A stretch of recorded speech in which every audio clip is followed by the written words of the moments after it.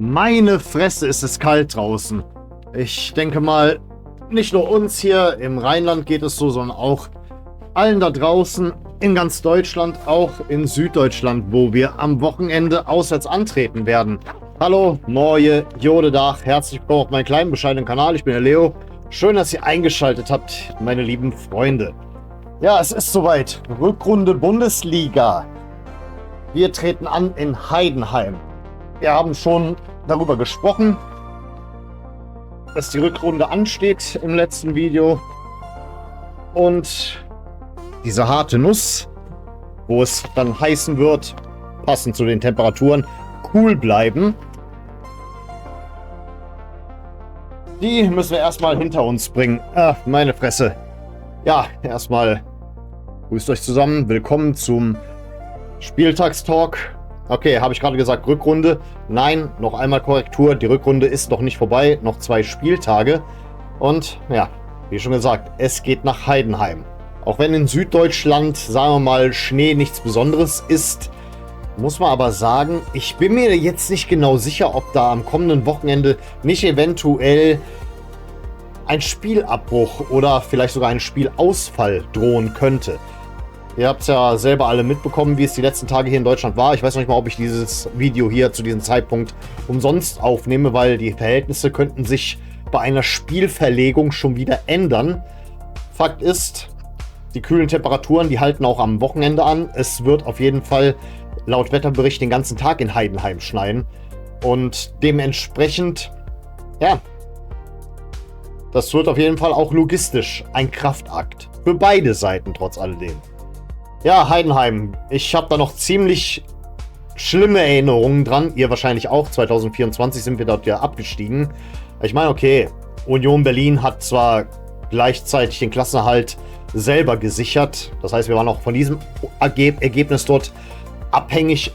Nichtsdestotrotz, die erbärmliche Leistung, die hatte halt die Schmähgesänge seitens unserer Fans vollkommen gerechtfertigt. Und deswegen war ich auch unglaublich sauer damals auf die Mannschaft. Also es war wirklich ein Abstieg. Ja, ich denke mal, wir haben uns alle dafür geschämt, weil halt da auch ein bisschen die Komfortzone beim FC offenbart wurde, die sich aber jetzt ein bisschen gebessert hat. Ich meine, okay, schauen wir mal auf die Tabelle. Es ist bisher noch in Ordnung, aber das hier ist ein sehr wichtiges Spiel, weil ich selber sage, dieses Spiel ebnet den kommenden Weg für unseren Trainer Lukas Kwasniok. Ich will damit nicht sagen, ja, schmeißt ihn raus, wenn wir dieses Spiel nicht gewinnen oder ähnliches. Und ich selber sage, wir müssen gewinnen. Das ist sehr, sehr wichtig, weil als nächstes kommen die Bayern. Und tut mir leid, liebe Freunde, wir werden verlieren gegen die Bayern. Da könnt ihr mich gar nicht von überzeugen, dass das anders läuft. Ihr könnt von Überraschungssiegen und so weiter reden. Nein, gegen Bayern verlieren wir. Und deswegen müssen wir dieses Spiel hier gewinnen. Das ist einfach so. Ich rücke auch nicht davon ab. Ich sage zwar nicht, wir werden gewinnen, aber wir müssen gewinnen. Und das ist natürlich auch klar, dass sich dann die Trainerfrage stellen wird. Die wird noch nicht mal ich aufmachen, die wird sich öffnen nach diesem Spiel. Wenn wir nicht irgendwie gewinnen. 100% wird das so sein. Seid euch jetzt mal sicher. Zumindest medial wird das der Fall sein.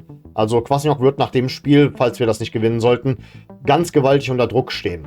Wir hatten jetzt hier 3 Wochen Zeit. Ich selber habe auch irgendwie verdrängt, dass wir nur 3 Wochen Winterpause haben. Und nun ja, hat mich jetzt auch ein bisschen so der kalte Schlag getroffen. Oder wie sagt man dazu? Dass wir tatsächlich schon diese Woche wieder antreten müssen. Hätten nicht einige Leute auf Instagram ihre Auswärtskarten gepostet und gesagt, ja, Samstag geht's nach Heidenheim.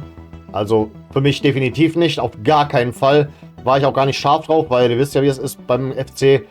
Je kleiner das Stadion, umso weniger bekommst du Karten. Deswegen versuche ich es gar nicht erst. Aber in Anbetracht dessen, was für ein Wetter herrscht, denkst du, ich fahre da jetzt hier die 400, 500, 600 Kilometer nach Heidenheim bei diesem Wetter, wo auch noch unklar ist, ob das Spiel angepfiffen wird. Nee, nein, danke. Aber trotzdem Respekt an alle, die da runterfahren.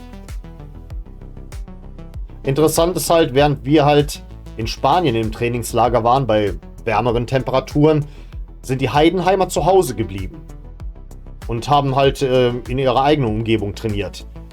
Jetzt ist natürlich die Frage, ist es jetzt ein Vor- oder ein Nachteil? Ist es ein Vorteil für uns oder ein Nachteil für sie? Ich weiß, nur einer ihrer Spieler hatte gesagt, das ist ein Vorteil für sie. Sie werden jetzt an die kalten Temperaturen gewöhnt.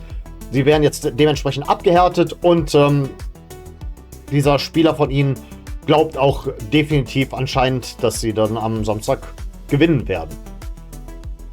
Ich habe keine Ahnung, wer das gesagt hat. Ich habe jetzt auch gar nicht nachgeforscht, weil ganz ehrlich, ja, ein bisschen muss ich mal kurz Heidenheim bashen, wenn die selber ihre eigenen Spieler nicht kennen, also die Fans. Und ich habe eure Aufstiegsfeier geguckt. Ich habe mir das angesehen. Bei gefühlt 80% eurer Spieler, die der Stadionsprecher aufgerufen hat, da habt ihr den Nachnamen nicht gekannt.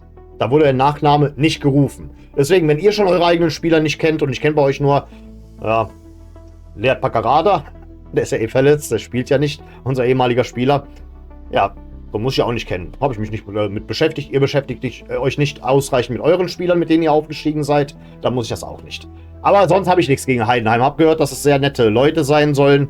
Und das war es auch an meiner Stelle oder von meiner Stelle aus, was das, sagen wir mal, Bashen dieses Vereins angeht. Eine kleine Speerspitze meinerseits kommt immer mal wieder gegen unsere Gegner, weil, ich sag mal so, die fassen uns ja auch nicht mit Samthandschuhen an. Also ich habe auch ganz, ganz großen Respekt vor der kontinuierlich guten Arbeit des Trainers Schmidt. Ein gebürtiger Heidenheimer. Wow, wo gibt es denn sowas noch heutzutage, dass du in deiner Geburtsstadt als Spieler und als Trainer, sagen wir mal, bis in alle Ewigkeiten bleibst. Der hat auch eine coole Ausstrahlung, scheint ein wirklich kompetenter Mann zu sein. Mit einer, sagen wir mal, wie nennt man das? Natürlichen Autorität. Natürlich stellt sich hier die Frage, haben die wirklich jetzt einen Vorteil, dass die zu Hause trainiert haben? Bei kühleren Temperaturen, dass sie da geblieben sind. Während wir halt bei richtig warmen Temperaturen unser Trainingslager hatten. Ich habe gehört, so was Regeneration angeht, soll das besser für den Körper sein. Und das hätte nur einen mentalen Vorteil. Aber gut, was sagt denn meine KI Victor dazu? Wie sieht's aus, Victor? Hat Heidenheim einen Vorteil, weil sie bei kühleren Temperaturen trainiert haben, während wir ein Trainingslager in Spanien hatten? Gute Frage. Und diesmal antworte ich klar, nicht ausweichend. Kurzfassung vorweg. Es gibt keinen klaren Vorteil durch Abhärtung. Der Vorteil liegt leicht beim FC, aber nur körperlich, nicht mental. Jetzt sauber auseinandergezogen. Argument Heidenheim. Abgehärtet durch Kälte. Ja, oberflächlich klingt das logisch, ist es aber nur bedingt. Was spricht für Heidenheim? Training bei ähnlichen Temperaturen wie am Spieltag.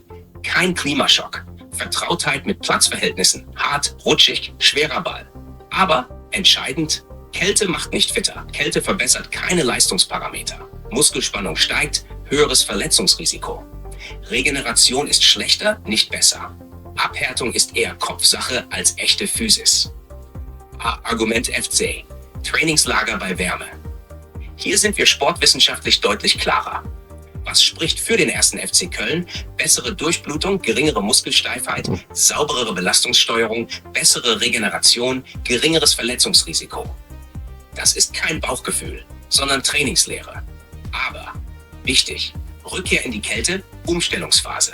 Gefühl von aus dem Warmen ins Chaos. Mental kann das irritieren.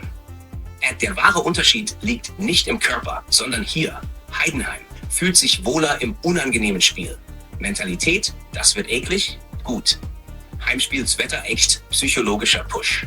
FC körperlich eigentlich im Vorteil, aber zuletzt wackelig, Druck, Erinnerung an Heidenheim, Abstiegstrauma, Gefahr, Verkrampfung, nicht Erschöpfung. Mein klares Urteil. Wenn wir ehrlich sind, körperlich, Vorteil FC, mental erstmals atmosphärisch. Vorteil FC Heidenheim, spielentscheidend, Kopf, nicht Kälte. Deshalb passt dein Narrativ perfekt. Open Quote, es wird ein Schneegestöber und genau deshalb muss der FC cool bleiben. Close Quote, nicht wegen der Muskeln, sondern wegen der Nerven.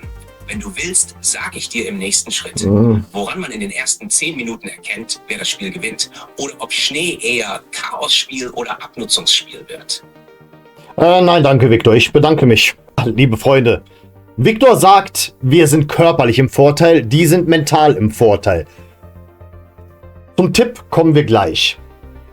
Vorab möchte ich nochmal sagen, Kwasniok hat sich auch ein bisschen über die Mentalität der Mannschaft, ich sage mal, echauffiert. Während halt auch immer mal wieder irgendwelche Bemerkungen kommen, siehe die von Jan Thielmann. Was das Rotieren angeht, dass die nicht eingespielt sind und dergleichen. Und deswegen, dieses Spiel wird den Weg ebnen, wie es weitergeht mit Lukas Kwasniok. Und ich sage ganz klar, wir müssen dieses Spiel gewinnen. Weil ansonsten ist für mich auch ganz klar und offensichtlich, dass er die Kabine verloren hat.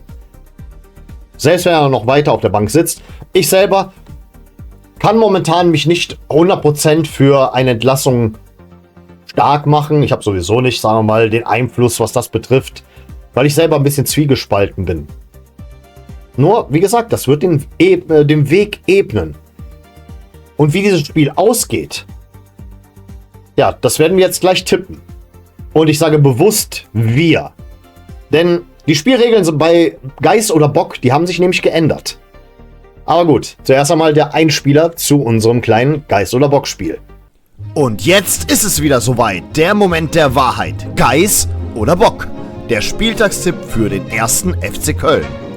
Wird es der glorreiche Geist, der uns hoffen lässt, oder der berüchtigte Bock? Geist. Manchmal ist die Münze 1:0. gnädig und manchmal, naja. Ach, leck mich doch am Arsch, Mann. Also, liebe Freunde, mittlerweile habe ich mich dazu entschieden, Geist oder Bock fest einzuführen. Angelehnt an den Münzwurf von Rotterdam für alle neuen Zuschauer tippen wir das Spiel per Münzwurf. Beziehungsweise habe ich das bisher immer getippt und bei mir war das immer so etwas unklar. Es gab so ein positives und ein negatives Ergebnis, das mir so im Kopf herumgeschwirrt ist. Mal war das negativere Ergebnis ein Unentschieden, dann war das negative Ergebnis natürlich eine Niederlage und dann war mal das positivere Ergebnis ein Unentschieden oder ein Sieg. Wir machen das jetzt etwas klarer und ich habe die Community dementsprechend mit eingebunden. Das heißt, per Community Post, wenn ihr wissen wollt, ob ich einen veröffentlicht habe, schön die Glocke aktivieren, weil dann kriegt ihr eine Benachrichtigung. Und da habe ich natürlich gefragt, was tippt ihr, liebe Leute? Sieg FC, Sieg Heidenheim oder Unentschieden? Und ab jetzt läuft Geist oder Bock so. In Runde 1 werfe ich die Münze, um meinen Gegentipp zu ermitteln. Das heißt, werde ich auf Sieg, Niederlage oder Unentschieden tippen, gegen den Tipp der Community, die natürlich auch Sieg, Niederlage, Unentschieden tippt. Was hat denn die Community getippt? Also, 40 Stimmen haben teilgenommen, beziehungsweise 40 Teilnehmer. 57% tippten auf einen Sieg für den FC, 28% auf ein Unentschieden und 15% auf einen Sieg für Heidenheim. Ich befürchte natürlich, dass ihr jetzt ständig auf Sieg tippen werdet. Aber gut, dementsprechend bin ich in Runde 1 dazu gezwungen, auf Niederlage oder Unentschieden zu tippen. Dementsprechend Geist oder Bock, Runde 1, mein Tipp. Und leider ist es der Bock, dementsprechend eine Niederlage. Das heißt, jetzt euer Tipp auf Sieg gegen meinen Tipp auf Niederlage. Geist oder Bock, Runde 2. Die Community hat gewonnen. Hoffentlich der FC am Samstag auch. Dementsprechend, was sollte ich denn tippen? Ich sage mal ein knappes 1:0 für den FC. Das heißt, in Kombination mit eurem Community-Tipp scheinen wir wohl das Spiel am Samstag zu gewinnen. Wäre auch wichtig, weil, tut mir leid, gegen Bayern verlieren wir. Aber gut, trotz alledem, auch da wird wieder Geist oder Bock gespielt. Dementsprechend werdet ihr wieder zu einem Tipp aufgerufen und gegen den trete ich dann wahrscheinlich an. Ja, liebe Freunde. Dann ist es jetzt am Samstag soweit. Bin mal gespannt, ob das Spiel auch tatsächlich stattfindet. Alles Gute für euch da draußen, die ihr nach Heidenheim fahrt. Kommt gut an und hoffentlich fahrt ihr nicht umsonst dahin. In allen Punkten. Ob das jetzt eine Spielabsage sein sollte oder ein negativeres Ergebnis für den FC. Die Community ist sich sicher, dass wir da gewinnen werden. Ja, Heidenheim ist auf dem Abstiegsplatz diesmal, im Gegensatz zu unseren letzten Aufeinandertreffen. Vielleicht sind die Zeichen ja wirklich die richtigen. Und dementsprechend sehen wir uns dann wieder zur Reaction. Und ich bedanke mich recht herzlich für eure Aufmerksamkeit. Vielen Dank fürs Zusehen. Und ich sage mal an der Stelle, auf Wiedersehen. Denn wir wollen es doch wiedersehen.